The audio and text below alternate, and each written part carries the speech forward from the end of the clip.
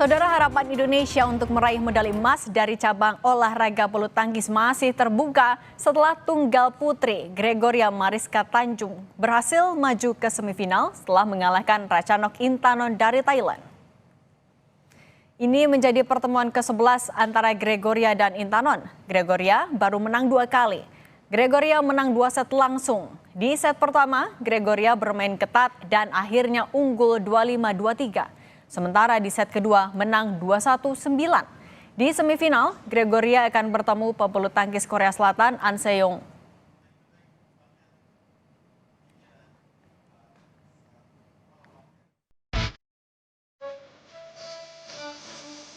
Tradisi perolehan emas Olimpiade dari cabang bulu tangkis dimulai dari Barcelona 1992. Indonesia langsung menyabet 2 medali emas setelah Susi Susanti dan Alan Budi Kusuma melibas habis lawannya dari nomor tunggal putri dan putra.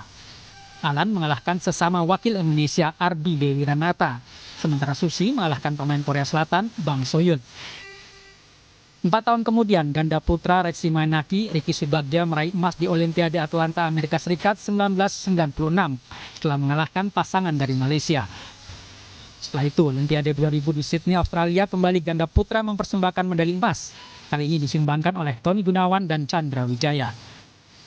Kemudian pada Olimpiade 2004 di Athena, Yunani, giliran sang maestro Taufik Hidayat yang sukses mempersembahkan emas di sektor tunggal putra setelah mengalahkan Hidetaka Yamada dari Jepang. Ganda putra kembali mempersembahkan medali emas pada Olimpiade Beijing 2008 dari jeripayah Hendra Setiawan Markis Kido. Sayang pada Olimpiade 2012, Indonesia gagal membawa pulang medali emas. Tapi tak berselang lama, cabur bulu tangkis Indonesia kembali mempersembahkan emas pada Olimpiade 2016.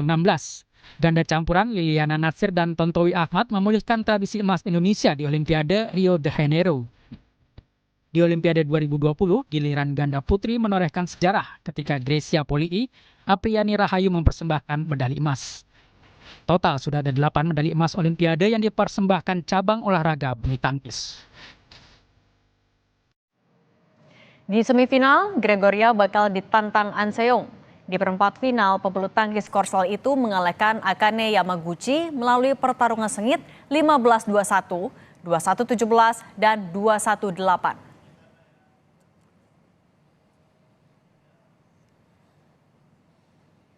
Gregoria Mariska Tanjung jadi satu-satunya harapan Indonesia untuk meraih medali emas dari cabang olahraga bulu tangkis.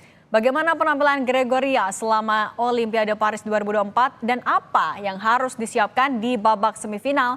Kami akan bahas bersama juru bicara tim ad hoc PBSI yang juga mantan pebulu tangkis tunggal putri Yuni Kartika. Mbak Yuni, selamat sore.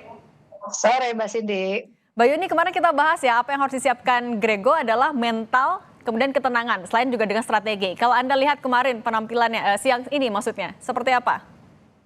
Ya, yang pertama itu tadi sedikit koreksi, ini pertemuan ke-10 ya Mbak, bukan ke-11.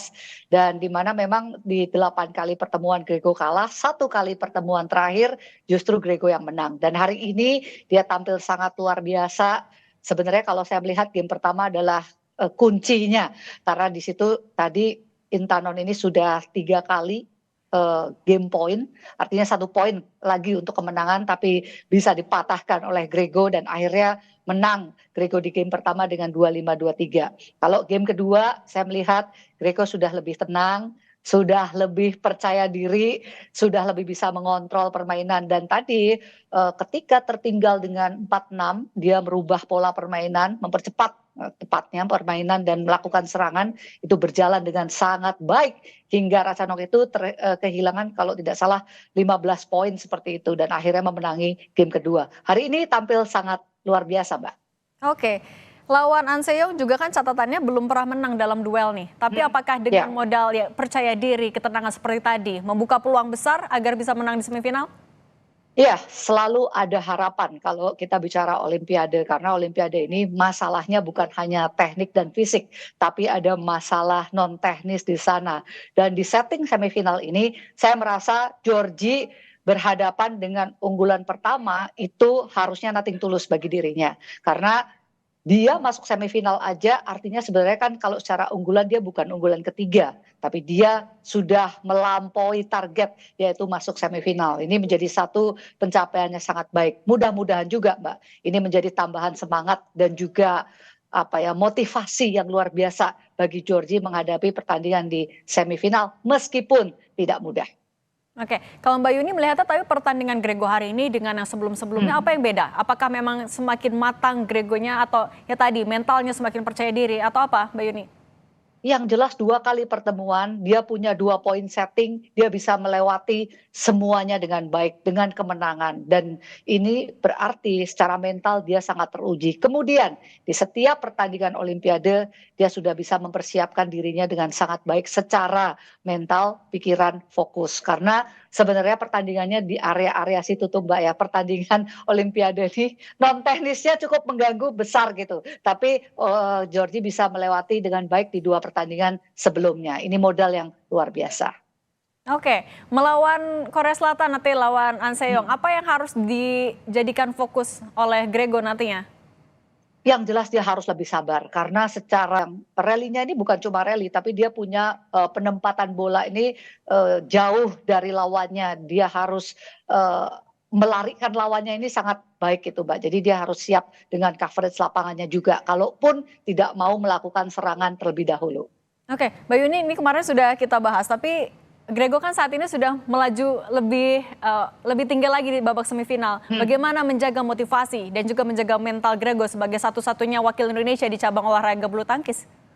Ya, kalau saya sih sudah melihat 2 kali tes ya untuk Grego. Sebenarnya dia tahu bahwa dia yang harus membawa nama Indonesia satu-satunya di cabur badminton sekarang ini. Jadi dia sadar posisi itu tapi dia bisa bermain dengan lepas di lapangan. Saya kira ini 2 ujian yang sudah dia lalui dengan sangat baik. Menghadapi An Se-young posisinya sedikit berbeda Mbak karena dia tahu dia belum pernah belum menang gitu ya lawan An Se-young. Jadi ini motivasi yang lebih malah nothing tulus malah menurut saya untuk bisa memberikan perlawanan yang terbaik atau maksimal di babak semifinal. Oke, terakhir juga Mbak Yuni, artinya evaluasi lagi apa yang bisa sama-sama kita pelajari dari Grego jadi satu-satunya wakil di Indonesia di cabur bulu tangkis, evaluasinya? Ya tentu cabur-cabur lain yang memang sudah ada targetnya akan dievaluasi sesuai dengan pencapaiannya dan kekurangannya ada di mana. Tapi kalau untuk tunggal putri ini pencapaian yang justru lebih daripada yang ditargetkan kan seperti itu Mbak. Jadi setiap sektor akan dievaluasi sesuai dengan target atau pencapaian yang harus dicapai sebenarnya di dalam planning awal tim bulu tangkis Indonesia. Oke, baik. Tentu harapannya Grego bisa menang terus ya, membawa emas untuk Indonesia. Amin. Amin. Terima kasih Mbak Yuni Kartika. Sehat selalu. Sama-sama Mbak Cindy. Iya, sama-sama.